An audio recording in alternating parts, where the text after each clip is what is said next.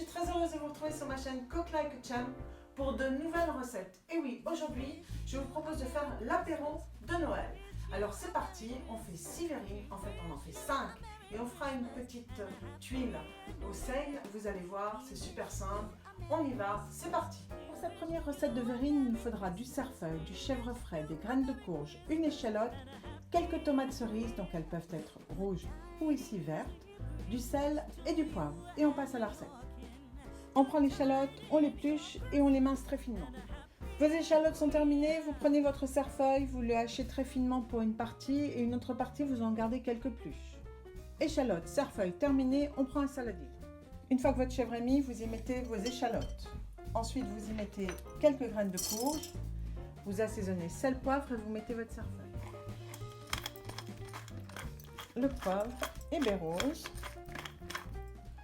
le sel, le cerfeuil et on mélange le tout. Pour rendre le mélange moelleux, on peut même y rajouter quelques gouttes de crème fraîche liquide. Une fois que vous avez bien assaisonné votre mélange, vous le mettez dans une poche. Une fois que votre mélange est dans la poche, vous prenez vos petites tomates, vous les rincez bien et vous les coupez en deux. Vos tomates étant coupées, et bien maintenant, montons nos verrines. Dans le fond de votre verrine, vous y mettez à la poche votre mélange. Ensuite, vous y mettez quelques graines de courge et vous mettez à nouveau du miel. Une fois que vos 2 couches de chèvre frais sont dans votre verrine, vous prenez votre tomate cerise coupée en deux, vous la posez juste comme ceci, vous y mettez une pluche de cerfeuil et vous allez prendre un léger filet d'huile d'olive et on le met par-dessus.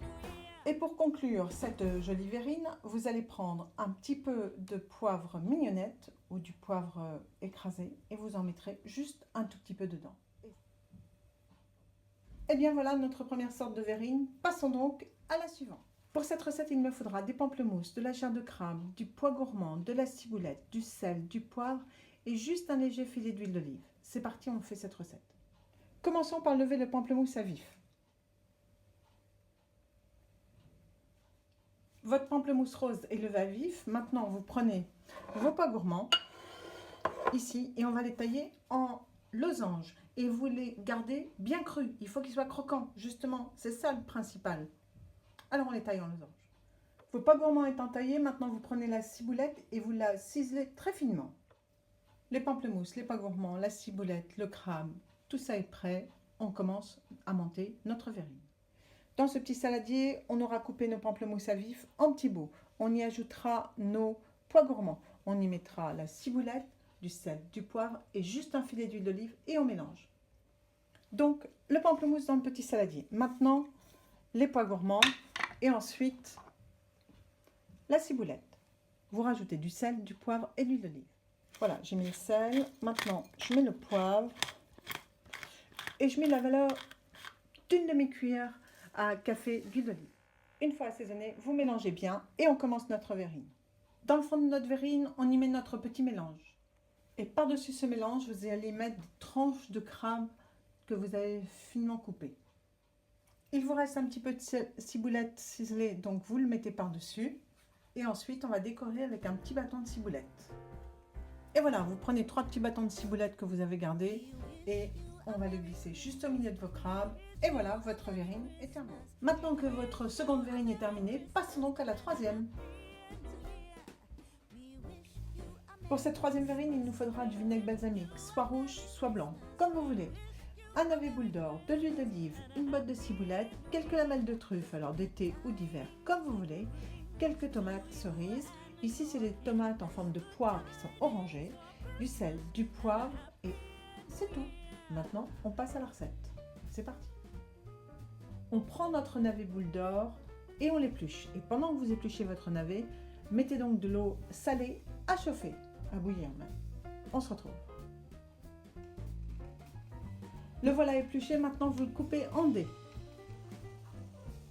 Vos navets de boule d'or sont coupés en dés, maintenant vous allez les plonger dans l'eau bouillante et les laisser cuire quelques instants afin qu'ils soient quand même croquants. Entre temps, vous prenez votre ciboulette et vous la ciselez finement.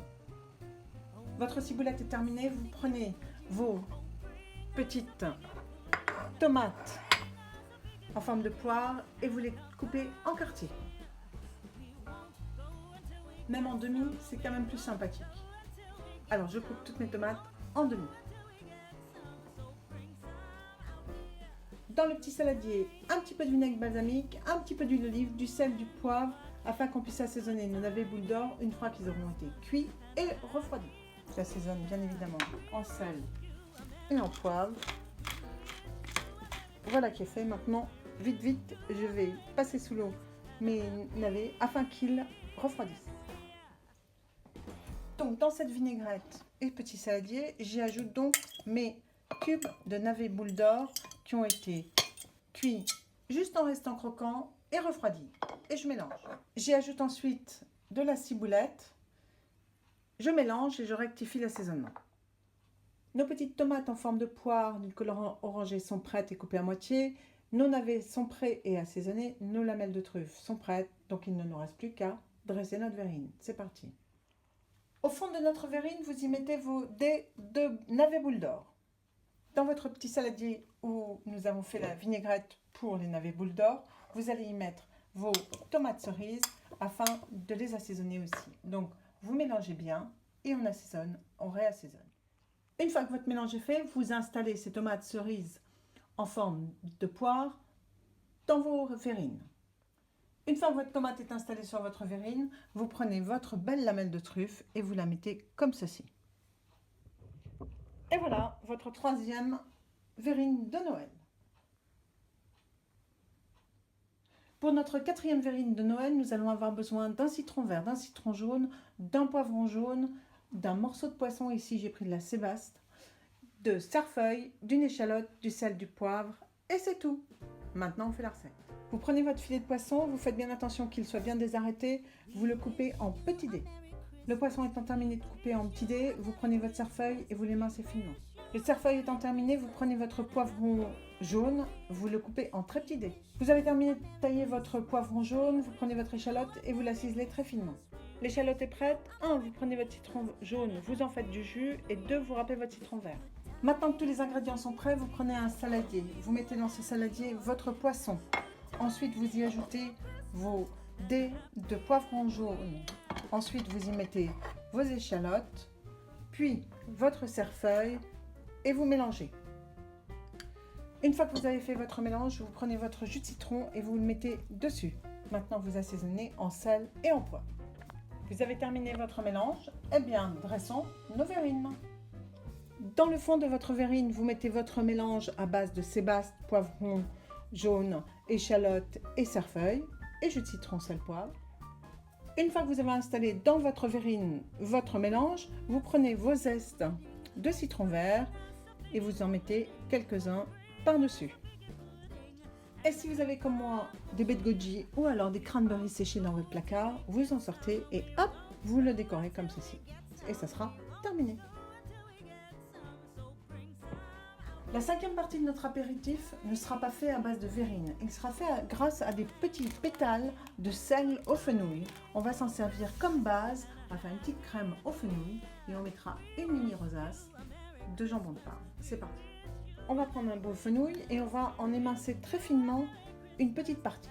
Votre fenouil coupé, vous l'avez mis dans un saladier. Comme il vous reste un tout petit peu de jus de citron, vous allez le mettre comme ça. Vous êtes sûr que votre fenouil ne noircit pas. Il nous reste aussi un petit peu de ciboulette ciselée, donc on le met avec le fenouil, on mélange, on assaisonne, sel, poivre et on se retrouve.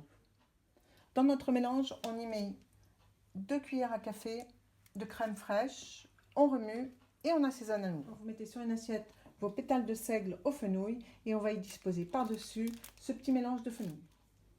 Votre mélange de fenouil est installé, maintenant on va y mettre une petite rosace de jambon de Parme par-dessus. C'est parti. Vos rosaces de jambon de Parme sont terminées sur vos petits pétales de seigle au fenouil. Voilà, il ne nous reste plus qu'à passer à la 6e et dernière verrine. C'est parti. Pour cette 6e et dernière verrine de Noël, nous allons avoir besoin de foie gras, de magret de canard, de raisin, de myrtille, du sel, du poivre et un peu de vinaigre de xérès. C'est parti. Prenez votre foie gras, essayez d'en faire des cubes assez épais et on le met dans un petit saladier. Dans ce saladier de cubes de foie gras, vous mettez des myrtilles. Ensuite, vous mettez quelques petits grains de raisin. Une fois que vos raisins sont ajoutés, Vous remuez très doucement afin de bien garder la forme de cube de vos dés de foie gras. Si vous le semble bon, vous rajoutez un petit peu de sel, un petit peu de poivre et un petit peu de vinaigre du Xérès. Je vais juste mettre une mini goutte comme ceci et je vais remuer, et je vais remuer comme il le faut.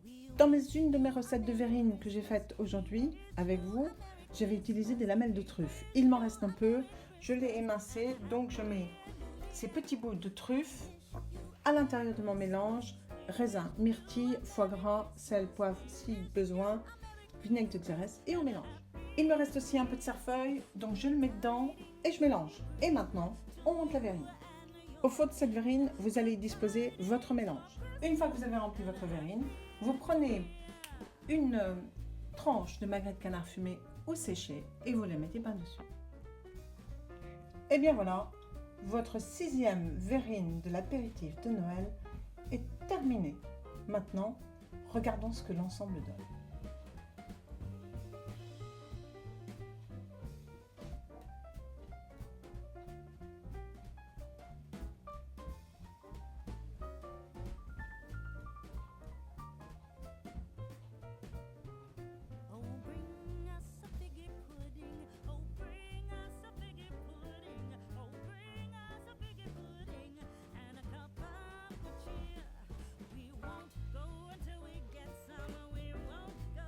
Et bien voilà, j'espère que toutes ces petites recettes vous auront mis en appétit et nous vous aurons donné plein d'idées pour votre apéritif de Noël.